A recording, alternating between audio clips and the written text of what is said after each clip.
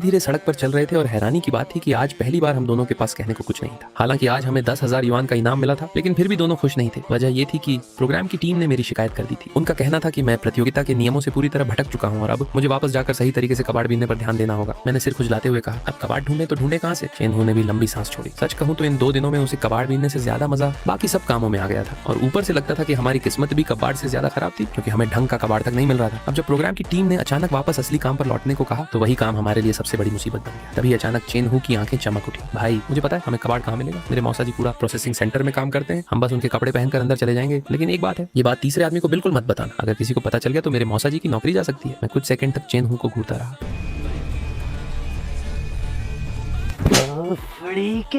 फिर मेरी नजर उसके हाथ में पकड़े कैमरे पर गई और मेरे मुंह का कोना अपने आप फड़कने लगा। मुझे समझ नहीं आया कि उसकी तारीफ करूं कि कूड़ा बीनने के लिए कूड़ा घर में जाना है क्या शानदार आइडिया है, या फिर ये पूछूं कि भाई कैमरा चालू करके इतनी जोर से गुप्त योजना कौन बताता है। तीसरा आदमी तो छोड़ो, अब तो शायद 30,000 लोग उसके मौसा जी का काम भी जान चुके होंगे। मैंने सिर पकड़ लिया और कहा, भाई अगली बार गुप्त बात करनी हो तो लाइव स्ट्रीम बंद कर लिया कर। फिर मैंने उसके कंधे पर हाथ रखा। चल, मौसा जी को नौकरी से निकलवाने से पहले थोड़ा कबाड़ बीनाते हैं। इसके बाद एक मोटा और एक पतला आदमी कंधे पर करीब 100 बोरे लाद कर ऐसे कूड़ा प्रोसेसिंग सेंटर की तरफ चल पड़े जैसे कबाड़ बीनने नहीं, कोई युद्ध जीतने जा रहे हो। उधर किंदू की कूड़ा प्रोसेसिंग सेंटर में सुबह शहर से आया। कचरा देखकर कई कर्मचारी परेशान बैठे थे। एक कर्मचारी ने कहा, भाई ये तो कमाल हो गया, कल रात शहर में ऐसा क्या हुआ? पहली बार देख रहा हूँ कि इतना साफ कचरा आया है, बेचने लायक एक चीज भी नहीं है। दूसरा बोला, सही कह रहे हो, मैं घंटों से छांट रहा हूँ लेकिन कोई काम की चीज हाथ ही नहीं लगी। तीसरे ने शक से कहा, कुछ तो गड़बड़ है, आज का कचरा बिल्कुल सामान्य नहीं है। तभी एक कर्मचारी ने लाओ लियो से पूछा, अरे लाओ लियो, तुम्हारा कोई रिश्तेदार उस कबाड़ बीनने वाले शो में कैमरा चलाता है ना, उसे पूछो कहीं ये सब उन्हीं लोगों का काम तो नहीं। हम गरीबों को भी जीने देंगे या नहीं? लाओ लियो ने सोचते हुए सिर हिलाया। आमतौर पर रोज जितना भी कचरा छंटता था, हर कर्मचारी कुछ न कुछ बेचकर दर्जनों युआन कमा लेता था, लेकिन आज तो ऐसा लग रहा था जैसे किसी ने पूरी सफाई अभियान चलाकर सब कीमती चीजें पहले ही उठा ली हों। लाओ लियो सोच ही रहा था कि फोन बज उठा। उसने जेब से फोन निकाला तो सामने नाम देखकर समझ गया, उसका भांजा चेनहू फोन कर रहा था। बात खत्म होते ही लाओ लियो तेजी से कूड़ा सेंटर के गेट पर पहुंच गया। मुझे और चेनहू को देखते ही हमने कब्रिस्तान से लाए हुए कुछ फल उसके हाथ में पकड़ा दिए और अपनी पूरी योजना बता दी। फल मिलते ही मौसा जी भी खुश हो गए। उन्होंने सोचा, वैसे भी आज के कचरे में कुछ खास है नहीं, तो इन दोनों लड़कों को थोड़ा कबाड़ ढूंढ लेने देते हैं। बस शर्त इतनी थी कि फल बाकी कर्मचारियों में भी बांटने होंगे। मैंने और चेनहू ने तुरंत हामी भर दी और अंदर जाकर कबाड़ के पहाड़ में खोज शुरू कर दी। उधर लाओ लियो अपने साथियों को ऑफिस में ले गया और बड़े प्यार से फल बांटने लगा। तभी अचानक किसी ने हैरानी से कहा, अरे इस सेब पर कुछ लिखा हुआ है। लाओ लियो ने पलट कर देखा। सेब पर खुदे हुए शब्द देखकर उसका चेहरा ऐसा हो गया जैसे किसी ने उसके सामने इनकम टैक्स का नोटिस रख दिया हो। उस पर लिखा था, घर से पश्चिम की ओर जाओ और दुनिया से विदा हो जाओ।